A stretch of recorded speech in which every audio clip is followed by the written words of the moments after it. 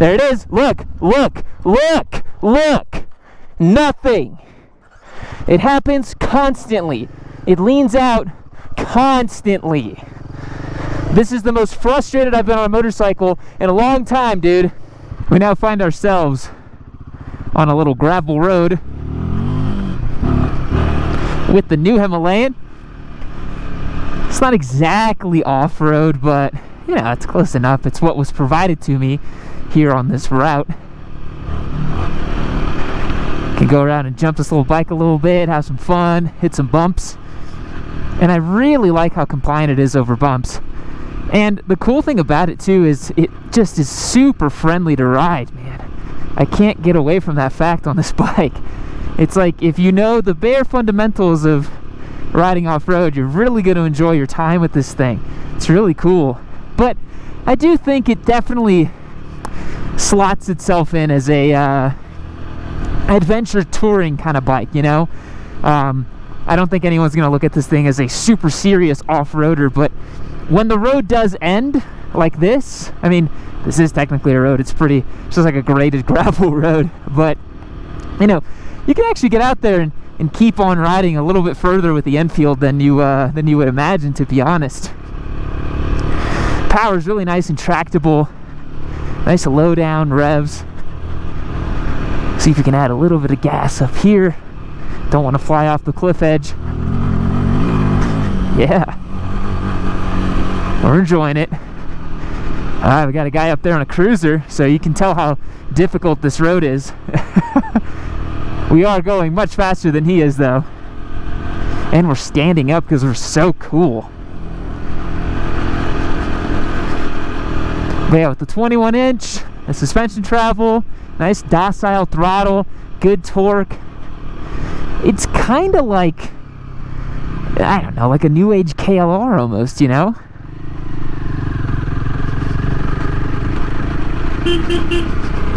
Just gonna pass this gentleman, go along my merry way over here.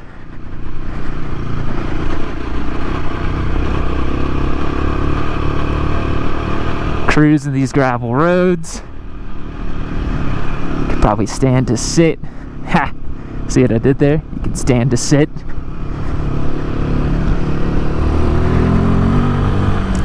You know what's interesting is I don't think this thing has any traction control as far as I'm aware, but it feels like I can't even really get the rear to spin.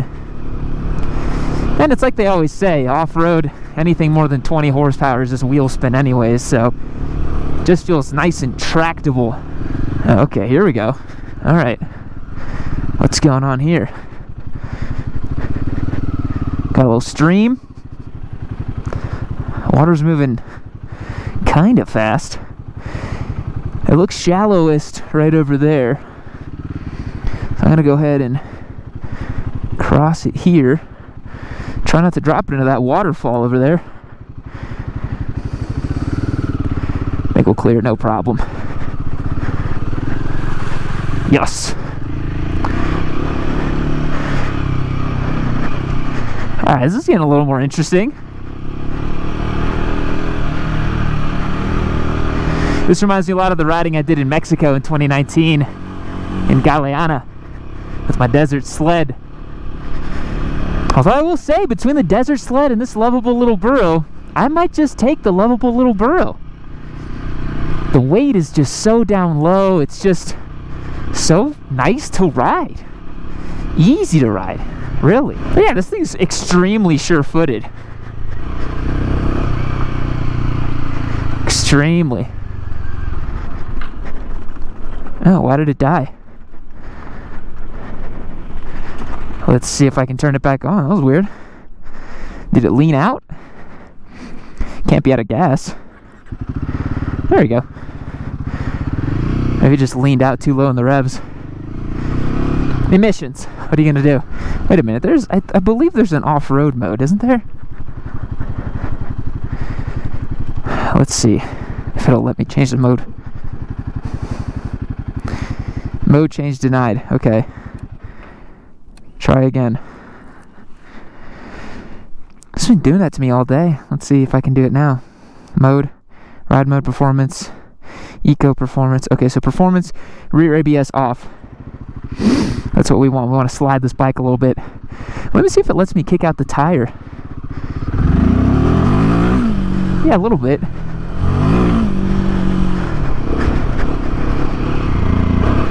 Whoa. The heck? That was weird. There is some strangeness low down in the revs.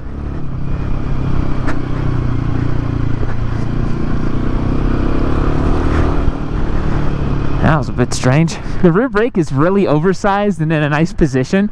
The lever, that is, to depress it. So using it off-road feels really nice. What is going on with that throttle low down, man? You get it under in 4K RPM and there's no power. And it lugs in such a weird way. What's going on with that? There is a weird thing going on with this throttle, man. Look at that. What the heck? Look at that. I'm adding gas and it's doing some weird shit. What the heck, dude? Okay, so second gear. This is starting to get really annoying, actually. Second gear, above 3,000 RPM, giving it gas, nothing happens, and all of a sudden it just hits for no reason. What the heck is that? Why are you doing that? Okay. I owe it to you guys to show you this phenomenon. I don't know if it's just my Himalayan or what the hell's going on, but this bike, when you're in second gear and you're above 3,000 RPM, should have plenty of power, should have no issues.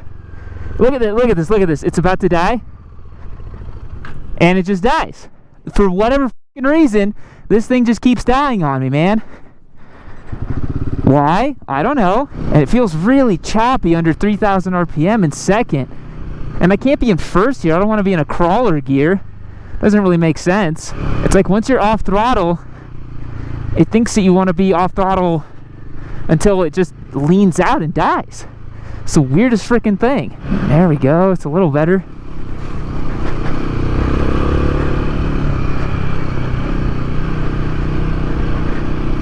Little Himalayan's misbehaving a little bit, keeping the revs up because I don't think it's gonna freaking do it.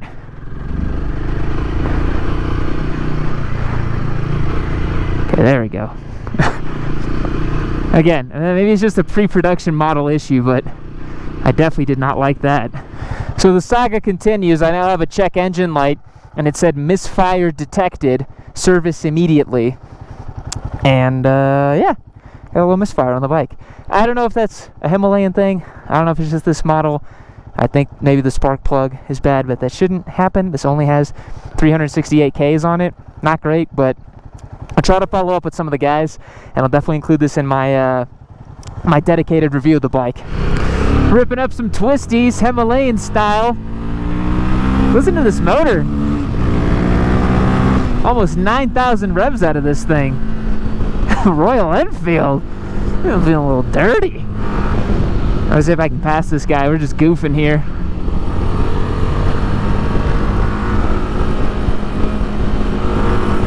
Ooh, it's tightening up a little bit. Maybe when we get back to some 2-lane, I can give it a shot. I don't know who this is, but we're having some fun. We're partying. I'm really surprised by this bike's on-road prowess, honestly. Really impressed.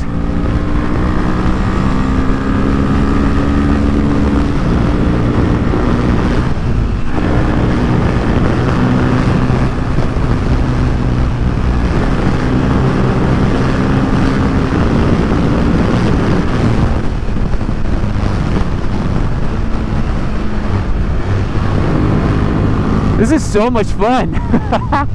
Just these mixed roads, man. I have had to hit the brakes unexpectedly so many times while riding here. I think if you don't ride like this here, you die. I think that's just the way it is. Riding some beautiful twisty mountain road. My little finger hovered over the lever like this. All right, guys, another off-road pass here with the Himalayan. Now, you saw my other clip that I was having some fueling issues, some weirdness with it, and so I swapped bikes because that other one said it had a misfire issue. However, the second bike that I'm getting here has very similar issues.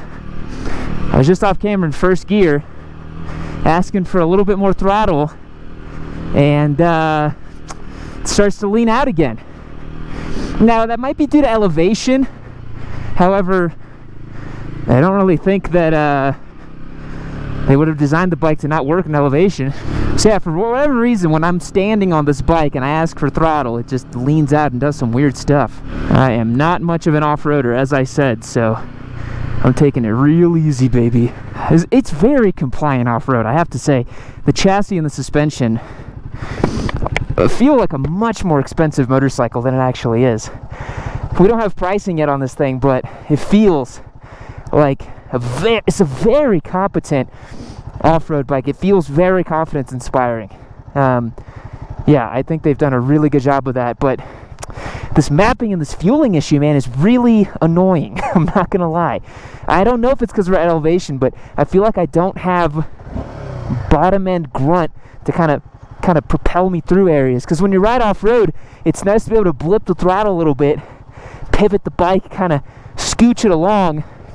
Whenever you're riding, you know, like this, you really want that extra little bit of torque. I mean, it's doing everything you ask of it, and it wears its weight so well, man. I'm really impressed by how it wears its weight.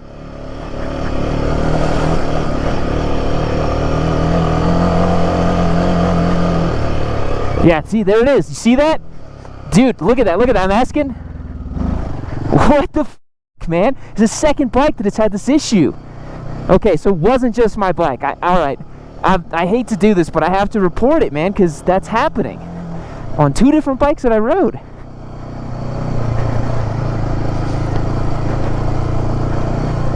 It does this thing where it just totally leans out, and you ask for throttle and it doesn't do anything, and then all of a sudden it kicks with a bunch of throttle.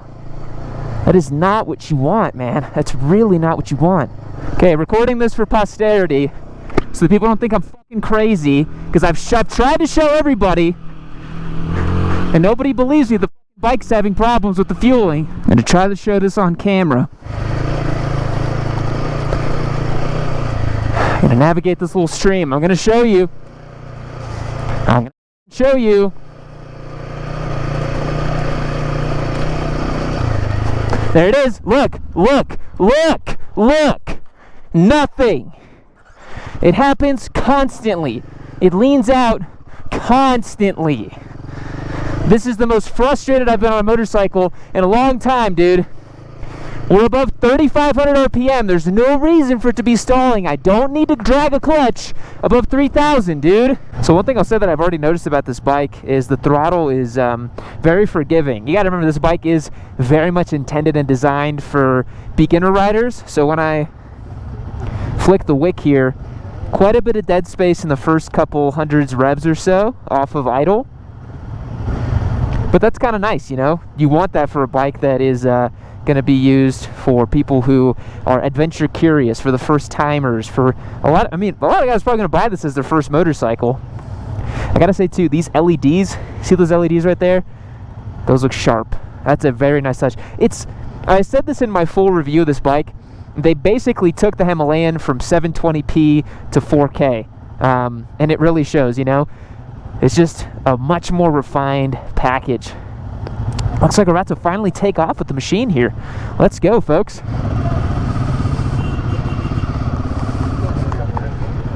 I'm wearing these huge, puffy pits of gear here. Oh, we're already off-roading the bike, as it were. Mixing it up in the side street in India. Whoa, man, it floats over bumps really, really compliantly. There's some big-ass potholes here. You don't even feel it on this thing. It's designed for the Himalayas, but you can definitely tell that the kind of feeling of, you know, being on this motorcycle in traffic and stuff like that would be really, really nice. So I'm noticing this motorcycle makes very linear, tractable power down low. And that's exactly what you want out of a little ADV bike like this. Look at this beautiful sweeping corner here.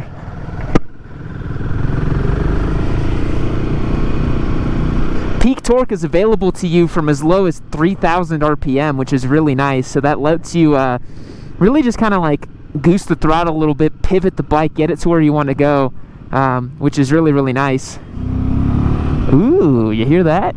You get on the gas a little bit in second. Can hear that intake a little bit. That's nice. Oh, that's a nice amount of power. That's great. This is a Royal Enfield. Look at that.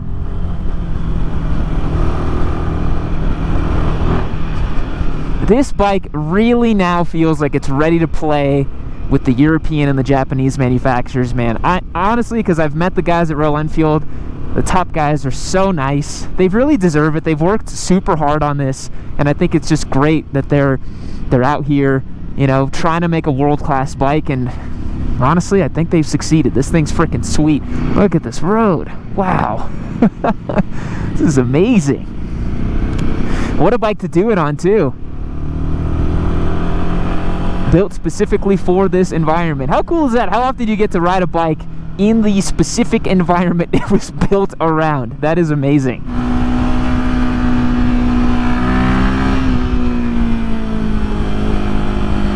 This is unreal. The vertical elevation here is out of control, man. This is I mean, these are the highest peaks in the world, but you can't really understand it till you come here. This is nuts. So the thing I can say about the Royal Enfield Himalayan, the new one here that I'm riding, this bike is just so friendly, man. Everything about it, the clutch, the throttle, the way it handles, so friendly, so intuitive. And the biggest compliment I can give Royal Enfield is when I'm riding this thing and I don't look down and look at the Royal Enfield badging, I don't even think I'm on a Royal Enfield. Now, I mean that in the best way possible. This is such a big step forward for the company that used to make, you know, air-cooled engines, steel cradle frames. I mean, they advanced like 20 years of motorcycling technology in the span of like 5. And it's so cool to see that they took their R&D money and they took all these positive profits and sales from their other machines and turned it into gold like this, man. They turned it into improving the product and evolving with the customer base, like they said in the presentation. I think that's really great. This is a really, really sweet little bike. One thing I like about it is it doesn't feel very big. Yes, it weighs about 410 pounds, roughly. But, you know, you ride this thing and it doesn't really feel that way. This thing feels like it maybe weighs 350, 360, because the weight is so centralized and so low down. And there's really not much right here. And the coolest thing about it is it also doesn't really feel like a, look at this rock slide. It doesn't feel like a big ADV. It doesn't like ponderously flick over from side to side like a big ADV. The last one I rode was that Moto Morini X-Cape, and this is way better than that bike. This has way more charm and pizzazz. And I don't know, I don't want to sound overly romantic, but it does feel like Royal Enfield has put a lot of love into this, a lot of like passion into this project. And you can tell that it's really something they're very passionate about. Whoa, as I'm so cold here in the Himalayas in the shadow of this valley. Ooh. But this is really cool, man. They've really built a very unique identity as a company, and I can really resonate with that. But let's talk through the control inputs, shall we? That's something we like to do here on the channel. Like I said, ergonomically it fits neutrally. I'm about 5'11" with a 32-inch inseam. I don't feel cramped on this thing at all, but it does feel like a diminutive motorcycle. It does feel like a 400 to 500cc bike. It does feel relatively small. Got a little bit of air there. That was cool. But the seating position is really nice. You have an adjustable seat, so you can dial in the height of the seat if you want a little bit more aggressiveness out of your Himalayan. The throttle is very linear. You know, a lot of this stuff that Royal Enfield's done on this bike is it's their first at bat. You know, it's the first time they've done a ride-by-wire system. It's the first time that they have done a liquid-cooled engine. And to do all of this the first time, well, I think that's incredible. I mean, look at this dash. It looks really good. It looks really good. It's super clear, super nice and big, not too big. A really solid motorcycle here. But the ride-by-wire system feels really good, very linear, feels like a cable throttle, and that's a good compliment that I can give to it. Man, this road is just fantastic, isn't it? Front brake feel is really nice. You get a nice amount of bite. You have a Bibri brake system that is a Indian subsidiary of Brembo, but I'm sure you know that by now. Go ahead and grab a fistful of brake here. The motorcycle does stop very well. Showa suspension up at the front means that it doesn't dive as much as you would expect it to on an ADV style bike. Go ahead and creep to a stop here.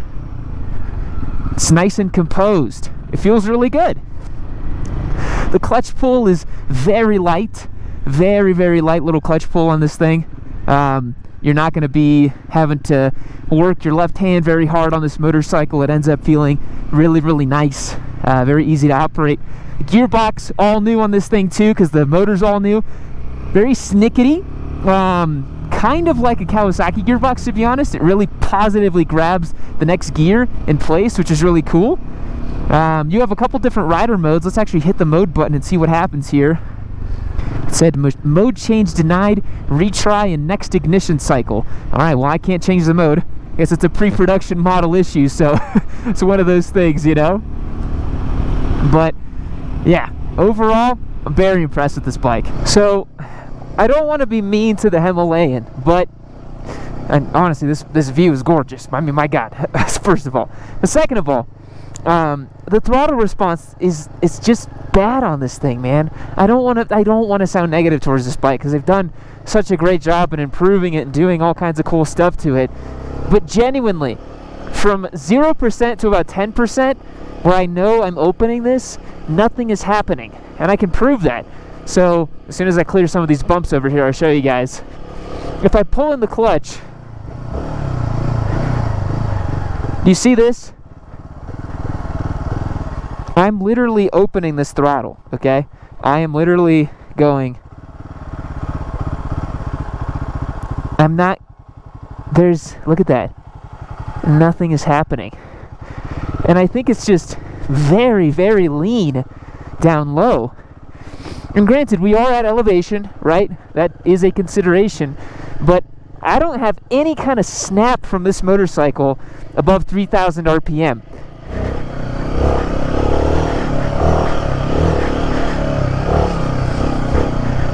Like I'm hitting the throttle and nothing is happening. On top of the leaning out issues that I've been having, which apparently I'm the only person that's been having the issues. And in my full dedicated review, hopefully, because that hasn't happened for me yet, I'll sit down with the engineers and try to understand what is going on, because I'm the only person that's having this issue. So I don't know what conditions that I'm doing that is causing this, and they don't know either, but it is a bit of a problem. What's interesting is it doesn't happen on road.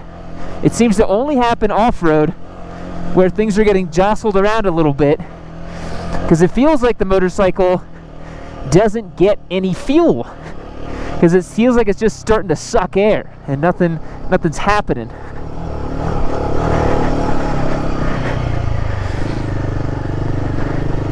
But the other bones of it, the frame, the suspension, it's all working very well. Keep watching Yami Noob.